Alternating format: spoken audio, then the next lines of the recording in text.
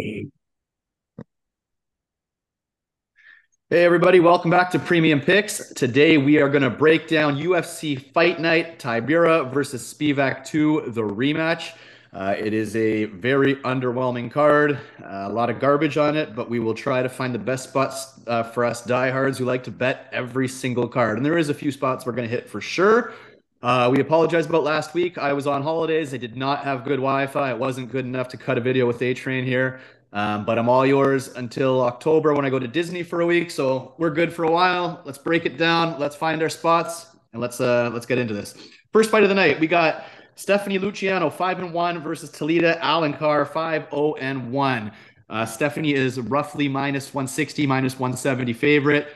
I think this fight was extremely close. I would not be betting on this. There neither is proven enough. There's not enough footage on either. I tried to get tape and I just didn't see anything that screamed you got to make a bet here. Like why force myself to bet on low level, not proven fighters? So for me, it's a pass, and neither winning would surprise me. Truth be told, I would expect probably a kind of a battle of position grappling kind of match. I don't think anybody's getting knocked out here, and most likely goes to a decision. I think whatever side you're on, you play over 1.5 for extra value, but I won't be betting it myself. What do you think?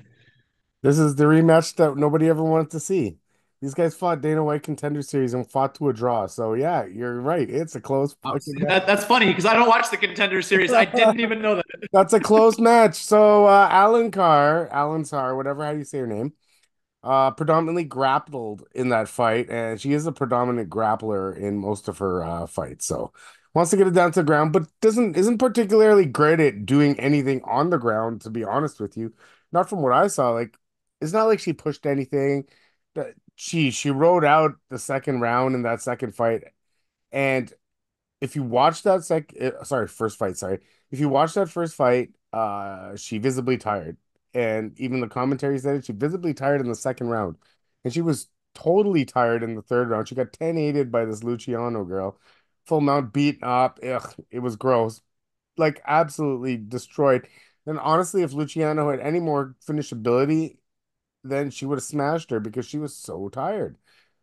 But there's no finishability. So I guess best spot goes the distance because Luciano had all the chance in the world to take Alencar out in that first fight, and she didn't. She fought her all right. Alencar rode out a couple rounds. She did win those rounds. They were tight, but she had the better control. And yeah, it's hard to pick a winner here because honestly, like you can pick either one, like you said. I think Luciano is probably the more well-rounded one because she has a little bit of a better gas tank. Striking's a little bit better, but she got taken down, man. She did get taken down. So yeah, man, I'm gonna pick I don't know. I, I'm gonna Pass. I'm gonna take fight goes the distance. I think Luciano's the better fighter, but that wouldn't surprise me if Alencar wins. But anyway, All right. Santos is probably Moving probably on. 100% on that one though. Like I think it goes the whole. Yeah, yeah. That's what I come out at looking at these two fighters for sure.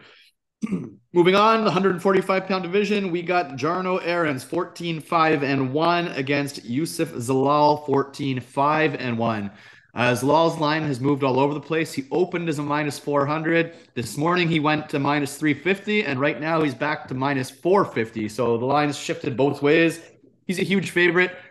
People think he's on a big resurgence since coming back to the UFC. He came back, finished Billy Q quite easily, looked great in that fight, but he's had other fights where he's kind of very tentative, low volume, plays on the outside a lot, and a lot of his fights generally go to decision. Actually, like even his losses, Taporia, he's not someone who can be finished. So there is a lot of upside on him, a lot of faith in him. People think this is the resurgence, blah blah blah blah blah. Then you got Jarno Errens, who looked fantastic last fight against Stephen Nugent. He was an underdog there, and he came through and beat the living hell out of Stephen. So that was a good fight for him.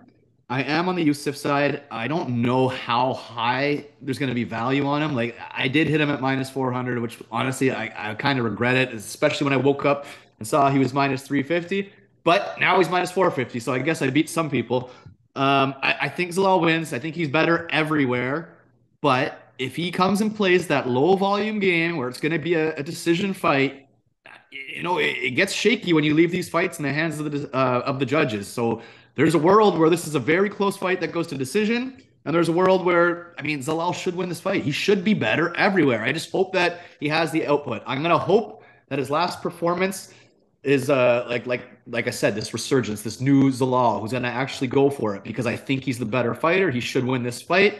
I just hope he actually goes for it. The pick is Zalal. I have money on him. I have a pretty decent sized ticket with him and somebody in the main event. What do you think? I think Zola is the more well-rounded guy. I think that he uses his wrestling in all his fights. The low volume, I don't know. That he looked okay in that Billy Q fight, and that's a resurgence. And even on the regional scene after he did get cut from the UFC, he did put a little bit more volume out there. And let's be honest, right?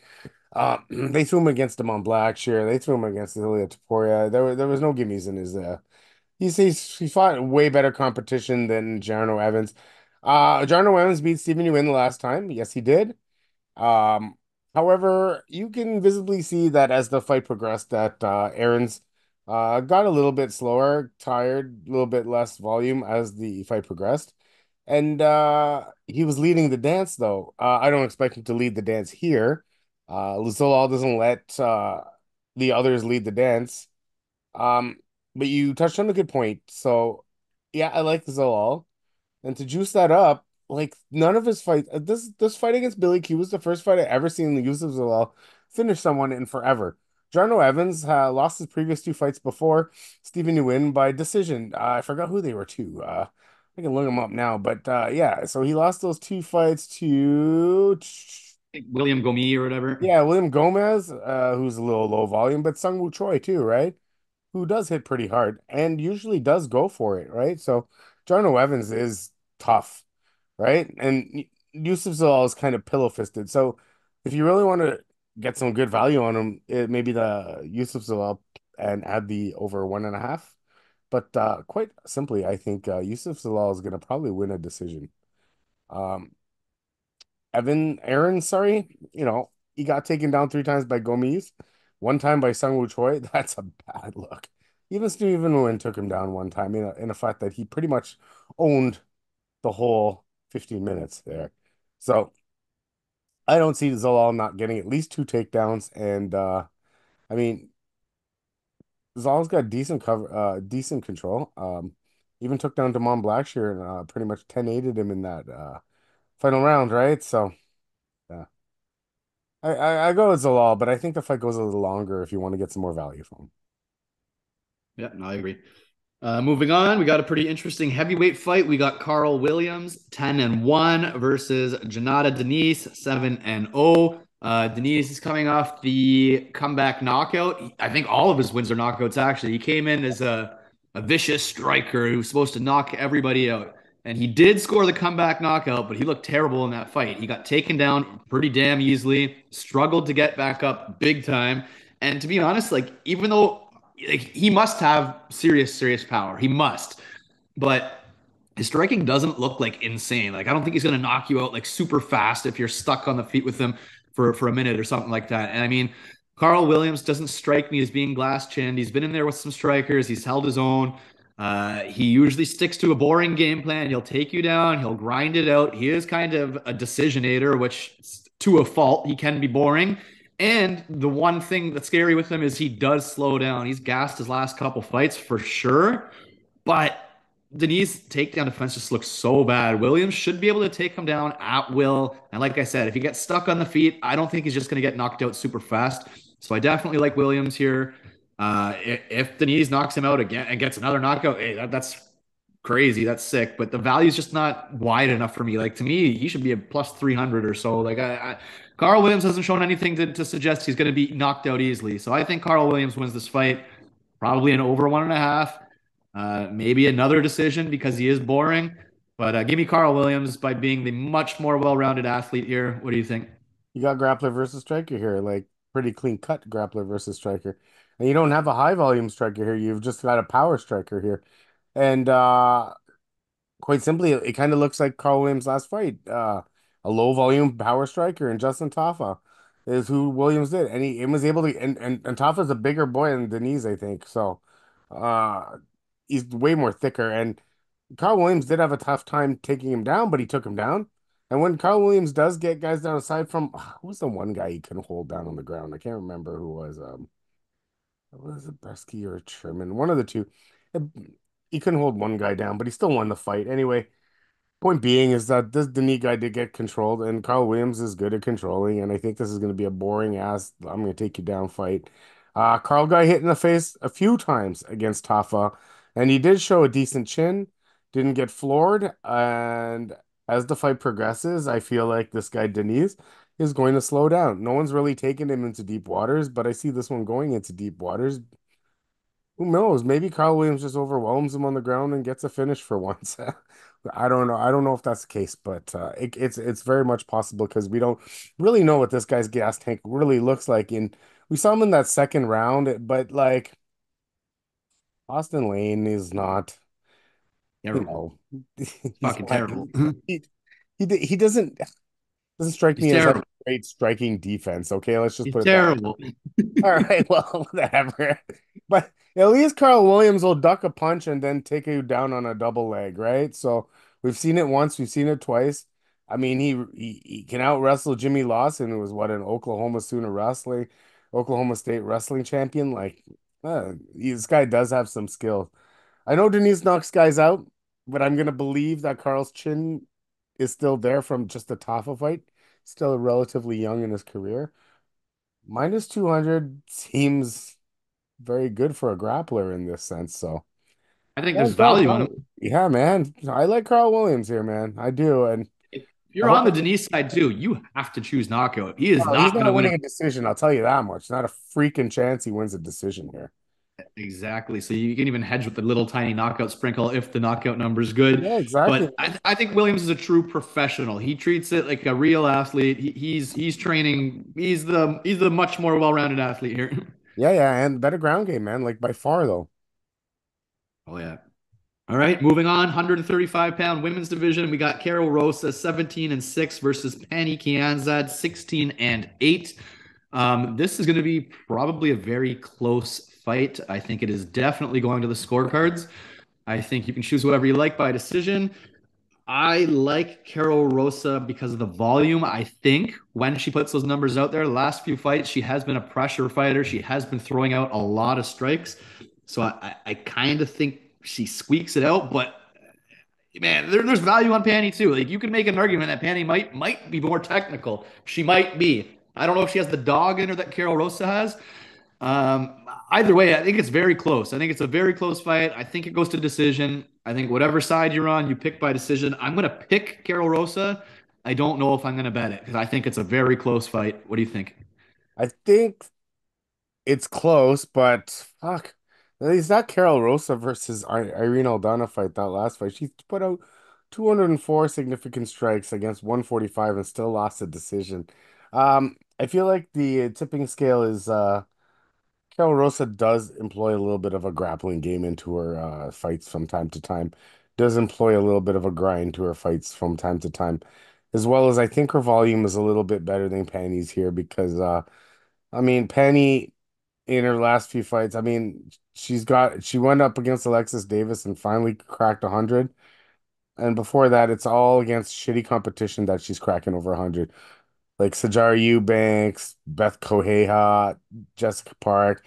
But as soon as she got up to a little bit of better competition, like the Raquel Pennington's is 50 in the 70s against Lena Landsberg. But when Carol Rosa went up against Landsberg, she took her down and fucking rolled her for 3 rounds, right? So I don't know, man. It's close fight. I do think it goes farther, but I do think Rosa is the more well-rounded fighter here, and has faced, I think, slightly better competition too. And I mean, that Aldana fight, if she fights anywhere close to how she fought against Aldana, I think she wins this fight. I don't know if Penny can put out 200 significant strikes. It seems off. But who cares? Close fight. Yeah, for sure. All right, moving on. Men's 135-pound division. We got Charalampos Grigoriou, 8-4 versus Toshiomi Kazama, 10-4. Simply put, These guys can finish bums and they can be finished. I would not be confident in either of these guys whatsoever. The only way I'm playing this fight is fight does not go the distance. I just think they're both susceptible to being finished. Uh, I no confidence in either of them. Truly no confidence. What do you think? Well, what? Kazama got finished by Nakamura and got ass kicked by Garrett Armfield. And then what's it? Grigoriou came in with a little bit against and got kicked. At least he lost by decision to China Helliger, right? He got outworked, but he slowed down as the fight. Grigoriou should win this fight simply because I think he's the more well-rounded fighter. He's a power striker that does employ some power wrestling. This other guy, I don't know if he should belong in the into the UFC. I don't know if either of them belong in the I don't know UFC. about Grigoriou, but at least when I look at his tape, he's a little bit more well-rounded. At least he uses a power double here and there. At least he can use a ground game here and there. This guy got finished by Nakamura, and Nakamura, I love the guy's wrestling, but his finishability is not that great. And to get finished by a guy that I hate him for that. He didn't finish that last fight, and he had so many chances. But anyways, I mean, honestly, dumb fight. Fight doesn't go the distance. I think Gregorio is just a more well-rounded guy. He's the better striker, I feel, and he employs the ground game. I don't see Takushima putting that on him. So yeah, don't waste your money here, though. I don't think. No. All right, guys, moving on to the main card. If you haven't already, please like, please subscribe. We do appreciate it. First fight of the main card, we got Yana Santos, 14-8 versus Chelsea Chandler, 6-2. For me, it's dog or pass. Like I think Yana Santos is terrible. I just don't think she's good. Don't think she's very tough. You could definitely say that she's fought the better competition, but it just seems like she's always losing to me. I don't know. I don't really remember any good performances of late. And Chelsea Chandler reminds me of someone straight from the trailer park. I don't think she's great either, but I think she's a big fucking Bertha or something. I don't fucking know. I think she's like this big hillbilly girl that's gonna be a little bit too strong. She's gonna march forward. She's gonna be the bigger, stronger person. I think she can get a takedown here or there and kind of land some ground and pound, some elbows, some hammer fists. I just think she's going to be the one coming forward. I think like she is not some technical fighter. She is not going to be your next contender at all. I think both girls are pretty bad, to be honest. I just think Chelsea Chandler is stronger and she's going to be the one marching forward. I think maybe I'm way off because, like I said, I don't think she's good at all. But for me, I would stab the dog personally. Wouldn't go big. Women's fight, both low level fighters. What do you think? So it shows that she's 2 in like 4 in her last 4 fights at Santos. But like one of those fights was against Ketlin Vieira, and she won a decision, and she spent 3/4 of the fight on the bottom of Vieira. So it was questionable judging in that fight. And then you, there was 3 more losses in a row against Aldana, Home, Rosa. Obviously, better competition than Chelsea Chandler. But what's the thing about Yana Santos? I'm not even gonna go technical in these goals. Both these girls are not technical. The only fight Yana Santos has won in the last fucking 3 years or whatever is a fight against Julia Stoliastenko, where she held her up against the fucking cage for 3 rounds, and she won the clinch battle. She gonna win the clinch battle against the bigger, stronger Chelsea Chandler? I don't think so. If that's how she's gonna try to beat her, she's not gonna win. She's not gonna win a clinch battle with a bigger woman. I've never seen anything from Yana Santos that says ice cream favorite. I've never seen anything from Chelsea Chandler that screams, I know how to fight. Except for I know how to grind and I'm tough son of a bitch. The only thing I remember from Chelsea Chandler is running away from what's her name after she got punched. Was that Norma Dumont or something? Norma Dumont. And honestly, she's not technical, but she's a grinder. She's a tough bitch, and she'll fight for your dollar. It might not be pretty, and this fight's not going to be pretty because neither one of these girls are technical. Unless they're going to give Yana Santos a decision from on the bottom, I think Chelsea Chandler's just going to manhandle her like a bigger woman would manhandle a smaller woman. That's the way I look at it. So there's no It finish could here. be Santos could out volume her on the feet, but I just think at some point she's going to get taken down. I don't think she can out volume her. Like I have aside from a Carol Rosa 95 strikes from bottom, she hasn't cleared fucking 50 in 6 fights. So I just she hasn't cleared 50 in 6 fights, and she hit a 95 against Carol Rosa, but those were elbows from the bottom. So yeah, I don't fucking know. I don't say so. I'm nothing, whatever. Nothing. You on Chandler as well? Yeah. So I think she's just gonna just like, Bully her. body her. Like in basketball. She's gonna take her to the post and just body her. All right, there you have it. Moving on, we've got an interesting fight. We got rising prospect Danny Barlow, 8-0, coming off that late knockout victory. And he's taking on Nikolai Veretennikov. It's kind of, is this his debut? I believe it's his debut, no? It is his debut, yeah. And he's not getting the respect he deserves odds wise because he actually is a good fighter. I just think a lot of people are very high on Danny Barlow, myself included. I do think Danny Barlow has some serious power. He's got some serious range. He's very tall and lanky for the division. And I think we're all interested in what he can do. And I think this is a good test because I think Nikolai, like I said, I think he's a lot tougher and hits a lot harder than people realize. And he is a good striker. So this is a good test. I will be on Danny Barlow in more of hopes that he's the real deal and that he's going to be some special talent. But I think these odds are wide. Truth be told, I think these odds are too wide. I think Danny was like a minus 350 last I looked. And I just don't think I can play him at those odds. But I do think he's going to win here. What do you think? Odds are too wide for a fight that I think is gonna end in the distance because both guys are finishers. Danny Barlow is a finisher, but he took what was it, Quinlan when we watched that fight together? He took him till the third round and his striking didn't look particularly like anything special. I mean, he was winning the exchanges and he was He's hitting getting the hit guy too, though. harder. He was winning, but like he wasn't, the it factor. At least when I look at this Nikolai kid, like I mean, his punches are crisp. He is beating lower competition. He did lose his one step up to Michael Morales, but Michael Morales is actually the real deal. So I don't know, man. I just think he's better than. No, you're right though, but like, so this fight's gonna finish. So he's 12 wins, 9 by fucking knockout, right? So chances are, if he beats Danny Barlow, or if Danny Barlow's to lose, it's probably because he gets caught, right? And the way he was fighting against Quinlan, Quinlan look, Quinlan, I don't like Quinlan, and I don't think he's anything special. But if this guy catches him like Quinlan was catching him, who's to say that he can't knock out Danny Barlow, right?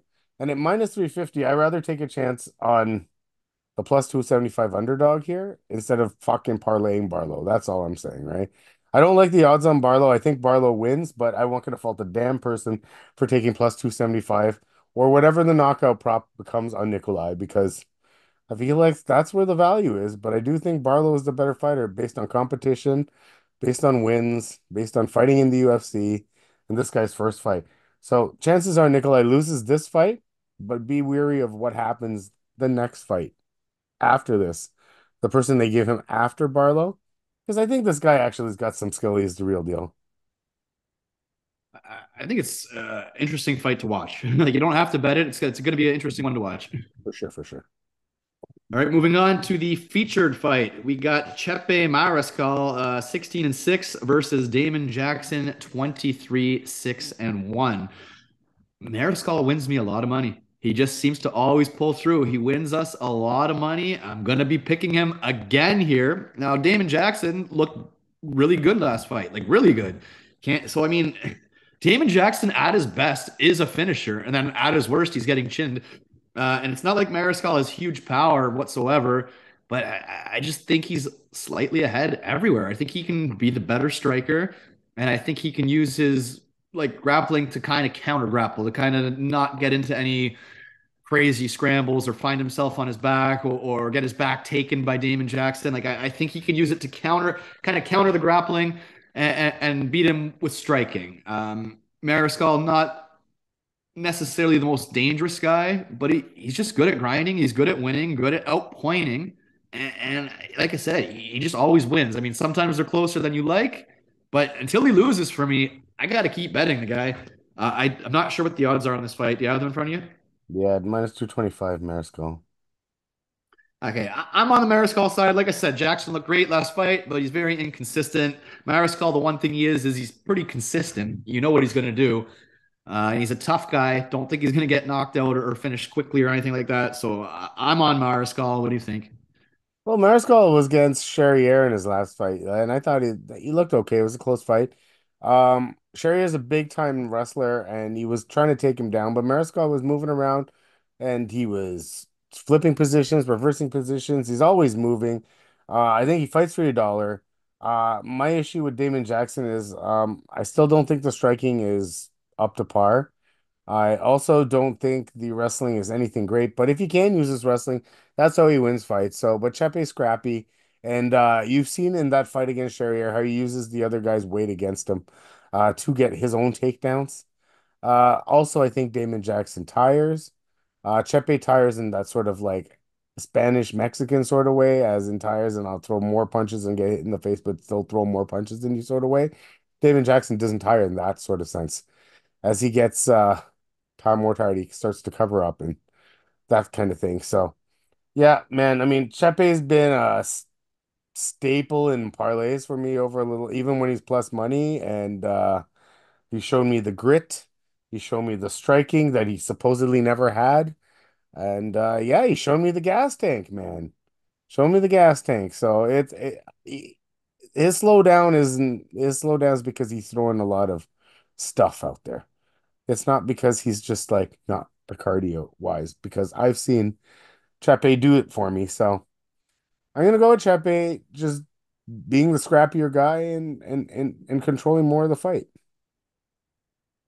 Yep, I I do think agree. that's a decision though, if you be honest with you. Or Yeah, Damon is susceptible to being finished too, though. yeah, But I know. But Chepe is not a finisher by any means. He's not. no, But but Damon Jackson's always gonna go for the finish, and I don't think he's gonna finish Chepe, and that's where he might Mhm. get caught. So who knows? But Chepe maybe Chepe over 1.5 if you want to be dangerous. Yeah. All right. Moving on to the newly made co-main event. It's not really co-main event worthy. It just came together. We got Chris Gutierrez versus the very last minute replacement, Quang Lee. Chris Gutierrez, known for the very good leg kicks, known for being low volume, decent enough takedown defense. Good chin mostly. I mean, he's been dropped a few times, but his chin's not bad by any means. And Quang Lei or Quang Lee, however you pronounce his name, is this guy's kind of well rounded. He's got a couple knockouts, he's got a few submissions and a few decisions. Just nothing here that screams he's going to win this fight. I just don't see it. I don't think his takedowns are going to be good enough to grapple Chris. So it's going to lead us to a striking contest. I think Chris is going to be one step ahead here. I just don't think Lee is strong. Like he's not a physical specimen. He's just not. I don't know. I just don't see his path here. I know he's undefeated, but against a bunch of nobodies, Chris has fought the better fighters. I think he wins this fight pretty handily. There's no odds, so I don't even I can't tell you if it's a bettable fight or not. I don't see any odds at least. I don't know if you see anything, but I think Chris wins the fight in a stand-up fight that does not really go to the ground at all. What do you think? I think the same. I think he's going to use leg kicks and volume to win this fight.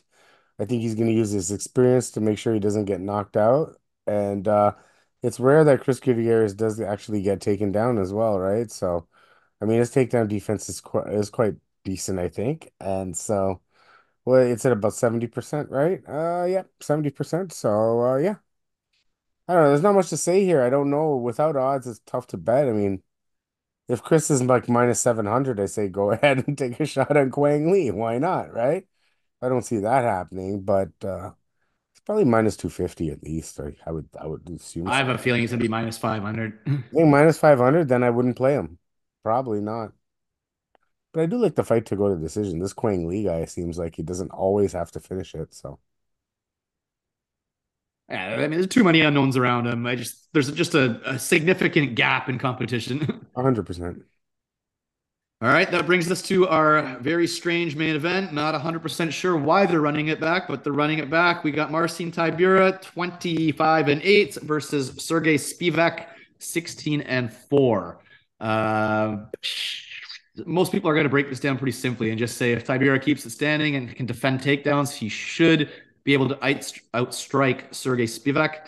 And if Spivak can trip him and get the takedown, there's a chance he can get a submission. I think Tybura is pretty good at defending takedowns. I mean, I don't think Sergey is Tom Aspinall or like some Curtis Blades. Like even Blades doesn't really wrestle anymore. But either way, Spivak is more of a try to trip you, get you along the fence, trip you to the ground. I don't think that he's really going to have too much success against Tybura in that. So I think it's going to be a lot of striking. And I think I favor Tybura there. I mean, when I first saw this, I wasn't sure what the odds were going to be. When I saw Tybura was the dog, I quickly jumped thinking there was a mistake. And I threw 185 bucks on Tybura, which maybe fucking dumb. I don't know, but I just did it because I'm like that must be a mistake. I thought Tybura was going to be the favorite, so I got 185 on Tybura and Zalal to return just over 500. I'm not loving the bet, but I think at dog odds, I favor Tybura to get it done. I think he can defend the takedowns and outstrike him. That's what I think. Maybe I'm way off. There is an age gap. It has been a while since they fought. I'm just not overly impressed by Sergey Spivak. Other than him throwing around the Black Beast that one time or whatever, I don't think his wrestling's anything special, truth be told. And I think Tybura is actually good at those kind of cage fights, like I don't know, those grinding matches along the cage. I think Tybura kind of excels at those, and I don't like Sergey striking, so I think Tybura wins the fight. Not super confident. What do you think? At dog odds, Tiberius the Batman because Sergey has got in those fights that he wins, he's got multiple takedowns, right? So against Cyril Gahn, he couldn't get anything going on the takedown front. He gets outstruck 109 to 11. That was finished in second round too. That's Gon doesn't have a great takedown defense. no, and Gahn has proven time and time again that he doesn't have great takedown defense because Ngannou won a decision against him in a title fight with takedowns. Okay. Anyways, before that, he did take down the Black Beast, like you said, six times, right? In one round. So yeah, if he's gonna be able to take him down six times, he's gonna win. Augusto Sakai, six times in two rounds. Of course he's gonna win. Greg Hardy, three times in one round. Yeah. Couldn't take down Tom Aspinall. What happened? Obliteration, right? So that's how he wins fights. Jared Vanderaa taken down three times. Carlos Felipe taken down three times. Marcin Tybura fight back in the day, zero times, got taken down twice and got outstruck. It was a shitty outstriking, about 45 to 23 or something like that. But that's about all Marcin Tybura has to do. Because Sergey Spivak on the feet, there's no variety. He's a little jab jab try to come in. There's no variety. There's nothing on the feet. And not that Tybura has anything much more. Don't get me wrong. But he's a little bit better for a grinder. And he knows how to use the side of the cage. All that stuff. I remember that fight against Volkov, Tybura. I had Volkov. Volkov won that fight, but I was very scared because that game plan Tybura brought out pretty much could have won him that game, that fight. So I don't see how Spivak can be a minus 150 in this spot without the takedowns. What is he going to do? I mean, I, how much has truly changed from their first fight, which Tybura won? Not a well, whole lot. I don't think either guy has changed drastically. So why would the result be that much different? I because don't. I Tybura's mean, older. That's what they're saying, man. Because Tybura is older. Because what is he? What, 39 now? Is that what it is? 1, 2, 3, 20. but Yeah. he still seems to fight the same fight, man. Yeah, he's older now. That's what the thing is, right? That's what everyone's big deal is. So he's 20. What is it? What 1995 was Sergey's. And he just finished. Who did he just finish? Tai Tuivasa? Yep. Yep. I don't know. How would Guess how how? would By Tui? taking him fucking down, right? So whatever. I like minus one, plus 125. I like your bet. I probably wouldn't have added Zalal in there to just taken straight up Mites and Tybura. I don't know why I would add the extra for the thing, right? So I don't want to take the risk. But yeah, I mean, a big bet on Tybura at these odds. They're not even moving. That's the scary part, though. It's a weird thing, but because I feel like it's a no-brainer.